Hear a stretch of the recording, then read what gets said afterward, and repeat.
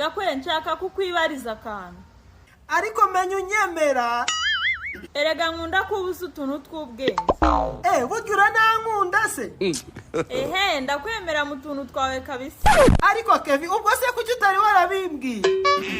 Gakwege nawe.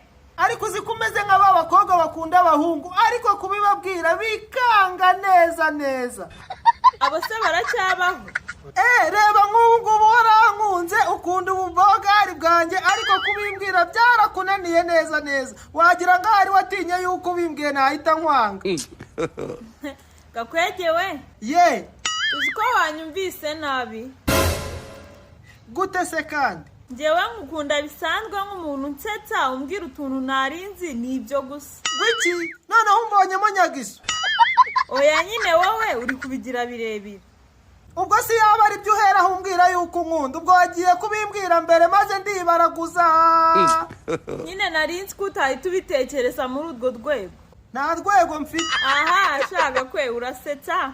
Ariko na n'ubu ngubu uracyambonamo buriya bugufi bwa Nyagiso. Oya, none se wowe kuri bogari. Ahubwo se niwumva ubu nijya wivugira gutya. Gakwege ngareka nkwibariza akantu. Oya rwose Kevin, wowe mbaza nta kibazo, buriya akantu kose kazajya kagucanga ujye uhita umbaza nzajya mpita ngusobanurira. Erega ngiye Gakwege ndakazi. Cyane rwose. Dore uri umwana w'i Kigali, hari byinshi byo mu cyari wacu rwose udasobanukiwe, byajya ngenda gusobanurira gake kuko byose byinshi mbabizi. Umva hafi ya byose ntago mbizi. Ndabizi rwose mbaza.